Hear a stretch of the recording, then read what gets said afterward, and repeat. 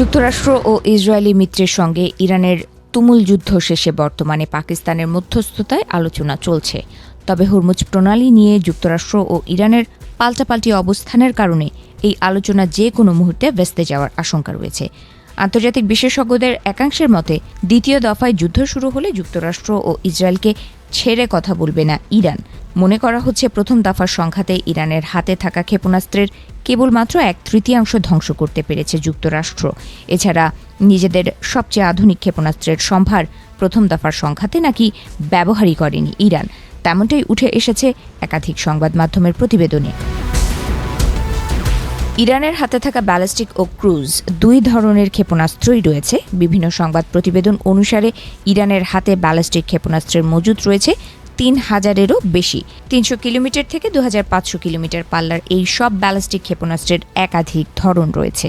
তবে বিভিন্ন গণমাধ্যমের দাবি, এখনও পর্যন্ত যুক্তরাষ্ট্র ও ইসরায়েলি জোটের বিরুদ্ধে অস্ত্র ভাণ্ডারের দুই রত্ন কাসিম বাসির এবং ফাত্তাহ-2 ব্যবহারই করেনি ইরান। কাসিম বাসির এবং ফাত্তাহ-2 উভয়ই মাঝারি পাল্লার ক্ষেপণাস্ত্র।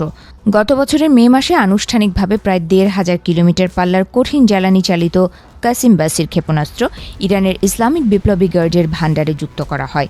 এটি গত এক দশক ধরে ইরানের ব্যবহৃত ব্যালিস্টিক ক্ষেপণাস্ত্র হাজ কাসিমের উন্নততর সংস্করণ। ইরান থেকে ইসরায়েলের দূরত্ব 1500 কিলোমিটার। ইসরায়েলের আকাশ রক্ষার জন্য আকাশ প্রতিরক্ষা ব্যবস্থা আয়রন ডোম রয়েছে। ইরানের দাবি, ইসরায়েলের আকাশ প্রতিরক্ষা ব্যবস্থা ভেদ করতে সমর্থ কাসিম বাসির ক্ষেপণাস্ত্র। 2025 সালের জুন মাসে বিষয়টি প্রমাণও হয়েছিল। আয়রন ডোম ভেদ করে তেল আবিবে গিয়ে তাণ্ডব চালিয়েছিল কাসিম বাসির ক্ষেপণাস্ত্র। এই ক্ষেপণাস্ত্র 500 কেজির ওয়ারহেড বহন করতে পারে। পাশাপাশি এতে রয়েছে অপটিক্যাল টার্মিনাল সিকার, যা ইলেকট্রনিক জ্যামারের মতো বাধাকে সহজেই কাটিয়ে উঠতে সক্ষম। ফলে কাসিম বাসিরকে অপ্রতিরোধ্য বলেই দাবি করে ইরান। যদিও 28 ফেব্রুয়ারি থেকে পশ্চিম এশিয়ায় সংঘাত শুরুর পর থেকে মাঝারি পাল্লার এই ক্ষেপণাস্ত্র ব্যবহার করেনি ইরানি বাহিনী। এছাড়া ইরানের অস্ত্রাগারে রয়েছে ফাত্তাহ-2 ক্ষেপণাস্ত্র।